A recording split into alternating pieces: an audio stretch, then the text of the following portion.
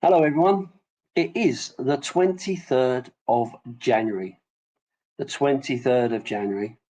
And so far, Tottenham have signed one player. Anton Kinski looks decent, started off very well, came straight into the team. Okay, looks fairly decent and potentially can challenge Vicario for the number one position. So looks like we've got potentially in time two decent goalkeepers. In that time, we have continued to lose players on a fairly consistent basis. Solanke is out with his knee. Papsar is out with a tweak.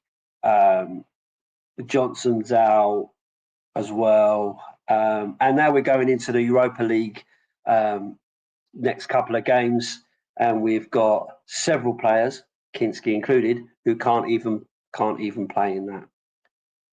And here we are, like I say, on the 23rd of January, going through probably the worst injury crisis I've ever known. And our recruitment head, Johan Langer, is missing. He's missing in action. No one's seen him. No one knows what he's doing. There is no talk of what's going on. Ange Postecoglou is sitting there saying, "There's nothing imminent. There's nothing imminent, and we could go through January and not sign anyone." But the club's working really, really hard. Are they? Really, really hard, are they, Ange? Well, it don't look very hard from where I'm sitting, if I'm being honest. Now, I have been a manager for more years than I care to mention, but okay, look, I've been a manager of people for 36 years. And albeit not in a sport scenario, I get that, not in a sports scenario, but in a big business, two big businesses actually I have worked for. And one of the things that is always in the forefront of your mind is recruitment and development of people. Who's going to take this role if something happened and so couldn't be there? Where's the next person coming in from? What's their development look like? What skills are they bringing to the table, and so on? You don't just wait for a specific time to do that. Unlike football, okay, there are specific windows where you can actually sign someone, but that don't stop you doing business throughout the year in terms of drawing up your list of people, sounding out their agents, talking to the other clubs, building a rapport, looking at the opportunities that are coming, when are people ending their contracts, all that kind of stuff. Because if it was only in the summer and in the January transfer window, what do we need them for then? What do these people do for the rest of the year? So they must be doing something. They must be working on those deals, must be structuring deals, looking at finances, putting together a plan of where they want to go for, what type of players they're looking for, what positions they need to cover, and all the rest of it. Now, I know that can be thrown out by injuries, but essentially, as it stands at the moment, we've got injuries in every single position. In fact, we could put out a whole team of injured players and a bench. That's where we are currently. And here we are with nothing happening, no kind of rumours or anything. I know you get all the in the know bullshit and all that, and I've said it so many times, I am not interested in the know and all that, really. But there are certain sources that you can kind of trust to say, well, okay, things are going on.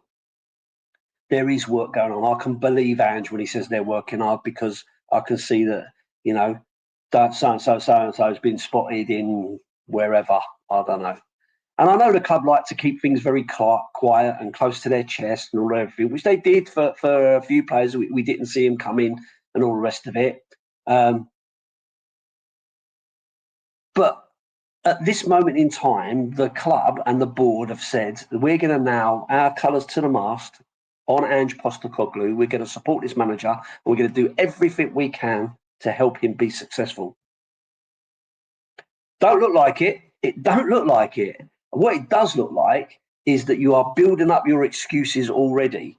Little bit, we're not hearing about any talk about signings, but what we are hearing is, oh yeah, well, Ange has fallen out with this medical person because he wants the players to play, even though the medical people are saying no, they shouldn't. Do I believe that? Probably not. He's probably saying to them, well, what other options have I got? Can they play and all the rest of it? You would not risk a player to play in a game because that would impact their health and safety. It would also impact their value. It would impact their insurances and all those kind of things. You don't want players being paid to sit on the bench injured, right? So there are lots of other things that go on in the background of a big corporate machine, which is football, okay? So there is no way that the manager will be able to override the medical professional who's saying this player can't play. No way. I don't believe it. I'm sorry. You can come at me as much as you like, but working in a corporate world, I know that you have to be really, really careful because that person could turn around and go, the medical staff are saying I shouldn't play. The manager's saying I should play. I've gone and played and now I've done my hamstring. I'm going to be out for so on and so forth. I can't win my bonuses. I'm out of pocket, blah, blah, blah. Sue the club, potentially, shortening their career. It's a minefield, absolute minefield. And I'm just relating it to normal business-like work. And we're also hearing little tidbits about, the training is really, really hard and the manager's asking too much of them. And we're all buying into it. We all think that Ange has got this little book and he goes, right, I want you to make these players run this amount of times and I want them to do this and I want them to do that. That's the training we're going to do. Again, I'm not sure that all of the people that are coaches and so on only go from the book of Ange. I'm pretty sure they have to do courses about what training works, what you can do, what you can't do, what works for this person and that person and for this muscle and that muscle and different sorts of plays and all the rest of it. I'm pretty sure there's an awful lot of that goes on. It'd be really, really interesting. I think back to when Conte came in. I'm pretty sure it was Conte, and they were out in, I don't know, Asia somewhere, and they were running laps of the pitch, and they were running so far they ended up making players spew up and so on. But no one was talking about the training being too hard and that actually causing injuries to players. And I'm not saying that some of the requirements from Ange don't impact. I'm sure they do. Of his requirements, but his requirements are to make the players stronger and fitter so that they can play for longer and so on. Maybe that's not working, but I cannot believe this is one man's mission that they have to follow. He's literally written a whole training manual, has he, for every player, and that's exactly what we're sticking to. The coaches have absolutely no say in it. I don't believe it. I just don't believe it. I don't. And listen, I'm not making excuses for Ange Postecoglou. There is lots of questions that he needs to answer about things. The big thing for me in all of this is about rotation. But I then come back to the same old story about whether this club and this board is giving the man the tools to do his job. And it comes back to the recruitment, which we're seeing now where nothing is happening. Nothing is happening.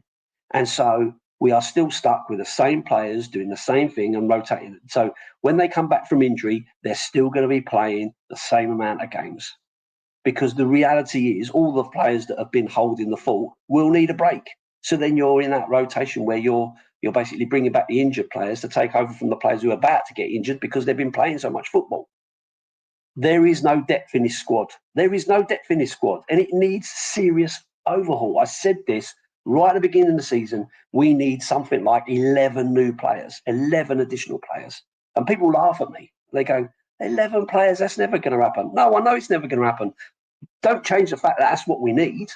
We need more players. We need experienced players. We need players that can hit the ground running. We need players that can come into the team and do a job.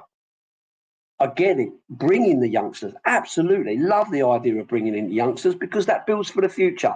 But that future needs to be imminent, not 10 years down the road, right? You need to keep building for that scenario, but at the same time, you've still got to maintain what you're doing.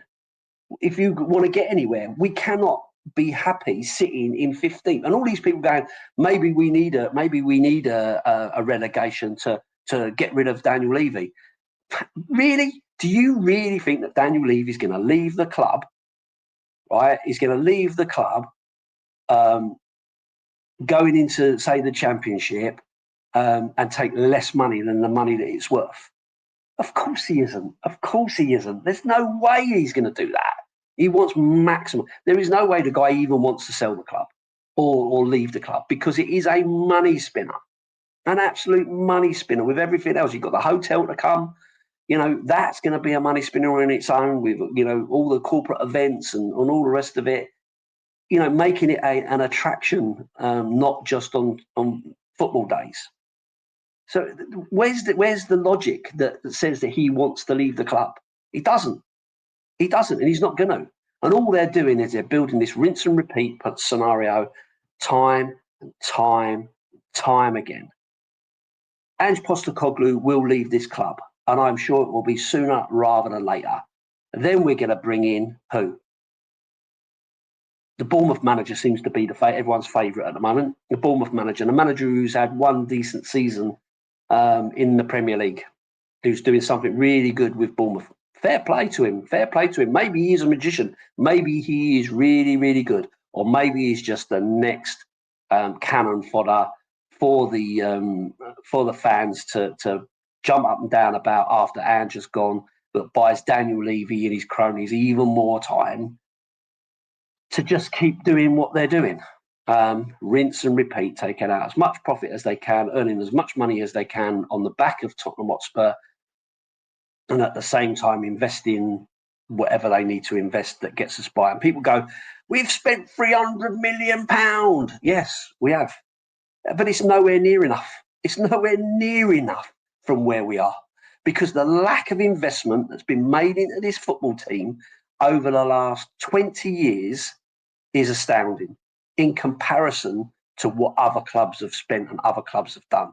When you take into account, and Man United used to go out and spend, £15 million on a defender and all the rest of it back in those days, or Alan Shearer going to Newcastle for £15 million and all the rest of it. It's just unbelievable. And then you've got Chelsea came into the scenario who spent absolute fortunes, and now Man City are doing it and so on. Trying to keep up with that. If you're spending 100 million on one player, or 80 million pound on a goalkeeper and all this sort of stuff, like it just inflates the whole market and it makes it impossible for everybody to keep up. Now, other clubs are doing really well. They've got really good recruitment that's bringing in players that you've never heard of that are doing really, really well. Brighton springs to mind. Forest now springs to mind, bearing in mind that, how much shit they got for buying all those players, last season before. Now it's kind of, helping them out because they've got plenty of players to choose from and so on. And I know there are clubs out there doing it, buying decent players and bringing them through and all the rest of it. But some players just don't work at some clubs. And we've tried bringing in, some good, people are moaning about Porro, right? People are moaning about Porro. Go back in the Twitter feeds, right? To all the people going, Daniel Levy, just pay the money, get him in. He's the best thing since sliced bread. We need this guy, blah, blah, blah, and all the rest of it. The same with Ndombele. We really, really needed him. He was the next big thing. We've all called for these players. It doesn't necessarily mean they're going to work. They're going to be the best. They're going to work for you. So yeah, I just despair. This club is, like I said on the video I did the other day, the club is killing my soul. I am so frustrated, so fed up, so annoyed with the whole scenario because it just goes back and back and back, and it's just the same old shit. that we had to put up with, for years now. And like I say, I'm stuck in a scenario. I want Ange to succeed. I want him to have a fair crack of the whip. I want him to be backed. I want any manager to be backed, to be fair. Any manager that's going to be, let's back that manager and really give him the tools to do the job that we really need that's going to take us forward. Unfortunately, it's just never happening. It's never happening. Not while Daniel Levy's at the helm, and we're rolling out the same old excuses of the club's trying really, really hard, but it's difficult. It's not difficult for everybody else. Everybody else seems to do what they need to do, but then they're maybe bringing in one player here or one player there, where we're probably looking for half a dozen, because we need a left back, we need a centre back, we need a number 6, we need another striker for a start off, and we need them now. The only saving grace we've got is maybe some of these players will start coming back. If we get Van der Ven back, if we get Romero back, and they can stay injury free for a while, maybe that helps us out, gives Gray a break. Although I don't think he'll get a break. I think he'll go in and cover for Porro, who probably needs a break. Spence is looking good, but midfield, where we've had an abundance of players to see us through, are just not running. They're just not working. We've had Bissouma out, and we've had Sarr out, and we've had Bentancur out, and so on. But there's been someone else who can come in there and take that place. It's the one position where we've had players. We just haven't had the player that we really need, which is a really good, strong, defensive-minded midfield general who can break up the opposition play, stop us getting overrun, and play that pass to your your Madisons, or to your Bergvals, or to your Bentancurs, who can turn on that bit of magic and pick a pass to start the whole thing moving forward. But yeah, just a bit of a rant, I'm afraid, because I'm just so frustrated with this lack of effort from this recruitment team, and the fact that it feels like the club are basically just setting Ange up ready for his exit. And I know lots of people will be happy to see that, but at this moment in time, I'm just concerned about, well, what's the plan? Where do you go from there? I'd much rather have someone stick around and fight for the club, someone who wants to be there, unlike Conte, wants to be there, wants to achieve, wants to turn it around. I'd much rather their effort than Ryan Mason picking it up for the rest of the season and just, seeing where that takes us, because there won't be no managerial bounce from that for sure. And you can chuck out as many names as you want, and all the names I've heard, none of them are inspiring me to think, yeah, that's the one that's going to make the difference. None of them, not one of them, have inspired me that they're any better than what Ange is, to be honest with you. And people talk about his tactics being shot and all the rest of it. The bloke's, he's tweaking his tactics, he's moving things around, he's changing things slightly from time to time. I don't buy this. He won't change anything. He does change things, just not got the players to really change anything significant, in my view. But like I say, this isn't about me trying to back Ange or change your mind about Ange or whatever. We're all frustrated with him. Frustrated with him standing with his hands in his pockets. Frustrated with his after-match, interviews, which are, essentially, let's be honest with you, the media are just trying to do a gotcha, trying to get a clickbait message, trying to catch him out and all the rest of it. And it's frustrating to watch. And I, to be honest with you, if I was him, I'd say, you know what, I'm not doing after match interviews, because it's just the same question time after time after time. And it gets boring and it gets annoying. And I just can't see what benefit it does. It just gives us more clickbait for people to latch onto and to stir up even more, negativity around the club. But yeah, as you can see, really, really frustrated, really, really fed up. 23rd of January, 2 weeks-ish to go before the door slams, and we've got Ange already setting us up for we might not get anything else. So prepare yourselves. So much for a rebuild. a rebuild cannot just be here and there. It's got to be consistent and continuous. And if it's not a rebuild, it's a tinker. And a tinker is not what we need. Anyway, fingers crossed for tonight. Hoffenheim, going to be difficult. 15th versus 15th. Both teams desperately needing a win. But if we can get it, gives us good stead. If Man United and Rangers draw, that helps us. And we can kind of get into those automatic places, because that's what we need, an automatic through to the next round. Fingers crossed. Up the Spurs.